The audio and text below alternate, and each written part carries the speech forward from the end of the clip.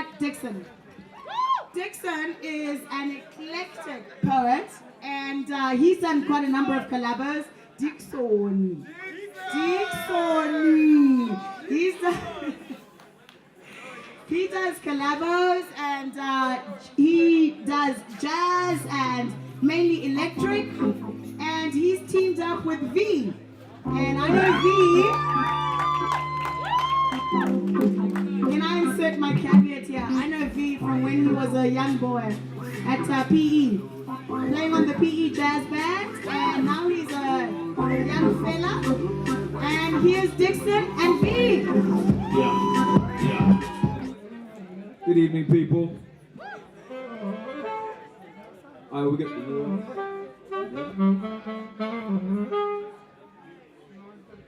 Can we get some sound in the monitor for V, please? Yeah? No, it's all good. Alright, we're going to get straight into it.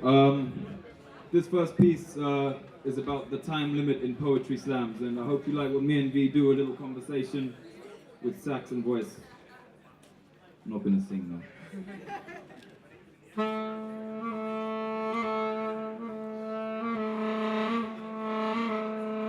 They gave me 3 minutes to speak my piece. Wine glasses swaying their way from chime to a still boom dim to red mist. Sip the feeble pitter patter and chitter chatter until the empty sound. Beg me not to test people's ability to think in large groups. I wanted to wait.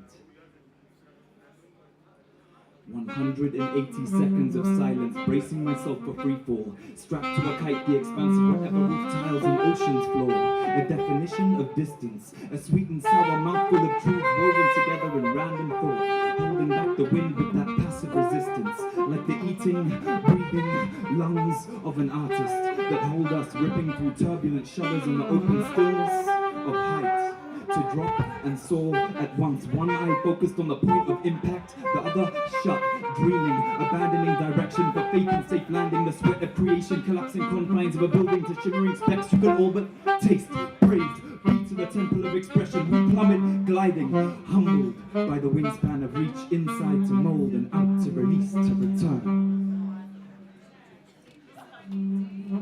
It can't be stopped. Watch clocks tick if you don't feel the unchained bones of a free word. Teach me lies, cause I don't think I think in numbers. I count in the scrambled search for positive purpose. I heard you like measuring pleasure in units of orgasm, as if we climb, emotion numbed by the search for the summit. There's nothing to view without the ground on which it sings. They say it's the rules, unbendable like shatterproof memories and peaceful hoops we jump through.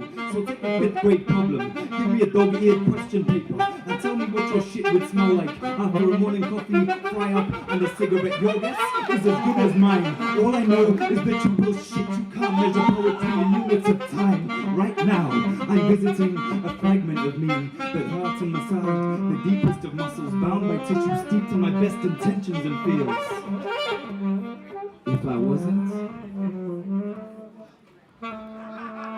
then I would lip sync or strip read it in slapstick. I'd make caricatures of the pictures lodged in my skull. I'll tell the white noise to stop being so quick to continue into the daytime dome of talk shows. I wrap my feelings in clean film. I'll tell you about roses and violets and posies again. I would pepper spray questions, duct tape metaphor, and tell the little boy in me that I'm too busy to play. Dear diary, I've reached the final lap in this test of obedience. Despite the true journey I need to feed my soul, and your pages pray this utterance is fit for flight. To orbit the moment we witness signs of life scraping at the surface of this riotous world within. Let them wait, as alone together, as lost souls trapped behind glass in an airport smoker's lounge, while we wish, with a fistful of eyelashes on fingertips and missing teeth on the pillow, that when we wake up, when we really wake up, we never stop spinning.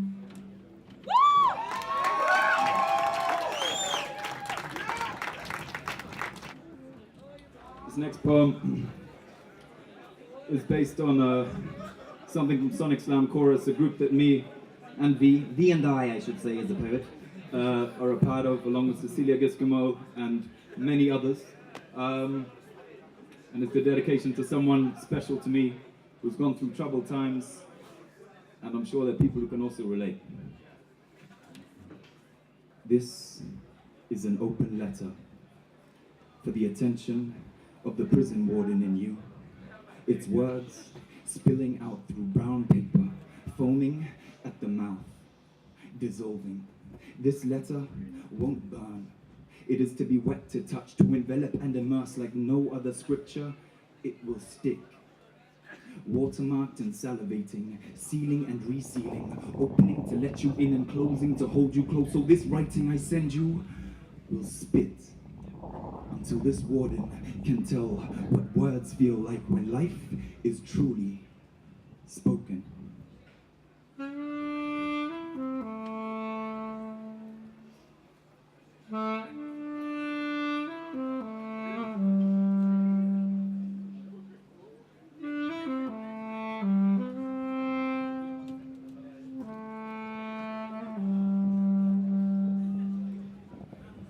Discard this correspondence in untouched in trays, behind grates, hidden by windowless structures if it's too real to touch. It will breathe light. This fecund scribbling will drip infinity puddles. It will not allow you to read between lines. There are none. Unfocused block colors, you will understand them when you remember that the world relies upon you for nothing but your smallest philosophy and the twang in your voice. It has runnings of its own. Things grow, change, shudder, and fade away. Like this writing I send you. You needn't open it. It will do so itself, like the eruption of childbirth. And it will read, to this warden who paces steps that sound out nervous in my ears, steps that echo through your prison cells. There are more than one. And what they hold are whispers of fear, shadows puppeted against time-chipped walls, but you were never clear enough of mind to see the strings. Strings that shift shape and pitch like a Lucy skydiving diamond memory. To the prison warden in you, who now scrapes fingernail against rust on shutter doors more fragile than he.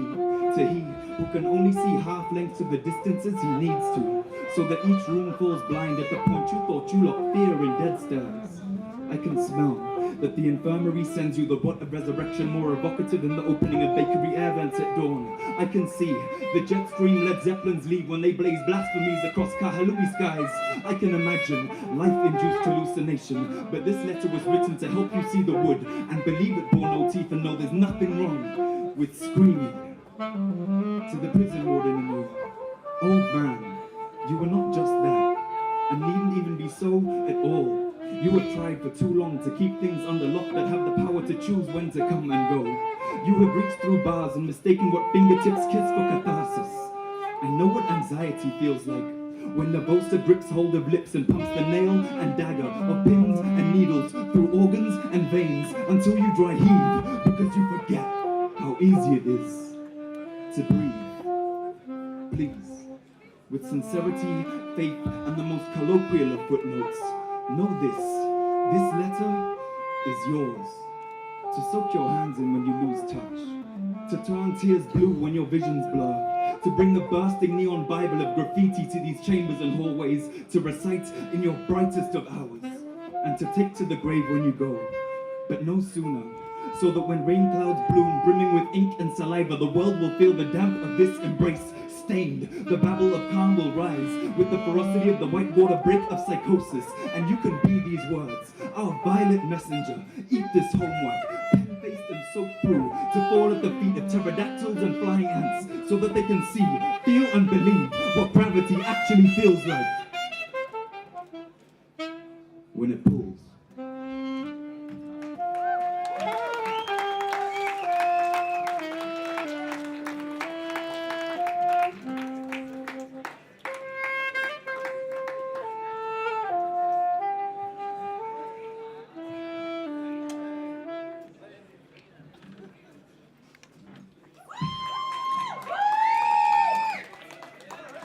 On to the next one. All right. This one is called Limbo.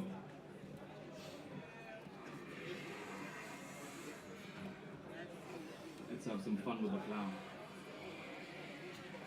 He held a grudge against the devil, but more so with the God. Pick one and give it a name.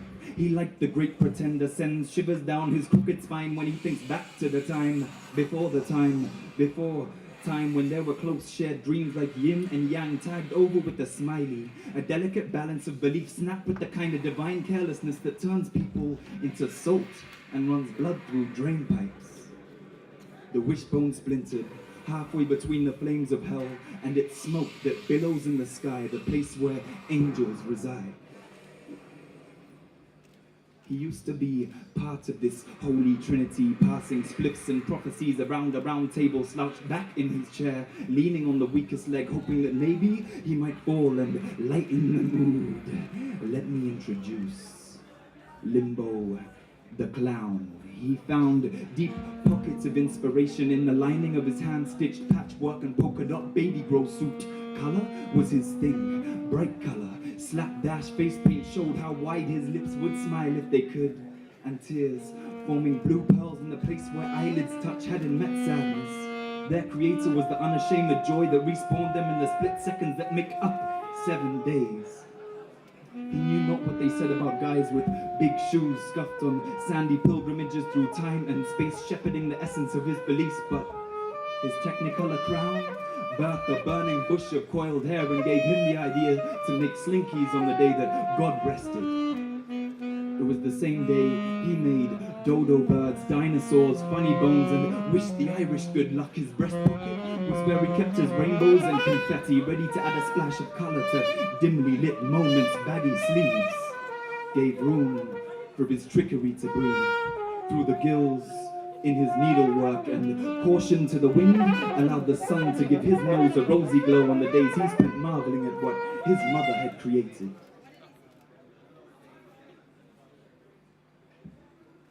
Now around the time we switched the letters A and D and B and C and started counting numbers, he was giving Jesus tips on party tricks like turning water into wine and telling the devil to play dead to see if the world remembered how to say his name. On days when preaching took place, he'd burn effigies of anything, dance like the possessed, and speak human to human about how some things are too big to describe, so just trust your eyes and whatever it is that makes you smile. He'd carve animals out of stone and watch happily as carnival kids walked around dragging these dusty figurines on the ground.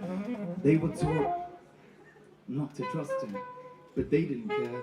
He wore a smile while their parents looked to God for punishment, like masochistic children shaken by the unpredictability of freedom and what death might bring for him. The blandness of purity and fables of the damned were too tame a thought. Heaven offers him only white, and hell the deepest black. But he wanted color, cause that's what he saw. If this was a simple place where darkness stopped and daylight began and twilight wasn't worth witnessing, then he wouldn't be here. He wanted his story told, but not in the scriptures by those who through divine pillow talk birthed the ugly child he never saw. No, he planted his spirit in painted faces and the diversity of our fluorescent existence, so he keeps heaven and hell at an arm's length, just close enough to humor himself with the fragility of both, and stay safe in the knowledge that the Most High, with his head in the clouds and his inbred pyromaniac red cousin with the horns, haven't visited this place in a long time. And while the stitching in his patchwork might be fraying, its fabric won't fade, and his face paint is resistant to moments when the heavens open. He knows limbo doesn't exist between biblical lines, but it's fine, cause he chose to fall back from his chair, flinging cream-filled pies as he did towards the clouds, landing face up on the ground, laughing uncontrollably at the irony of his punishment. No longer would he be stuck in the middle of a checkered chessboard that entrances the colorblind to believe that in a place where life is as vivid as midnight rainbows, anything could be as black and white as the time before the time before time.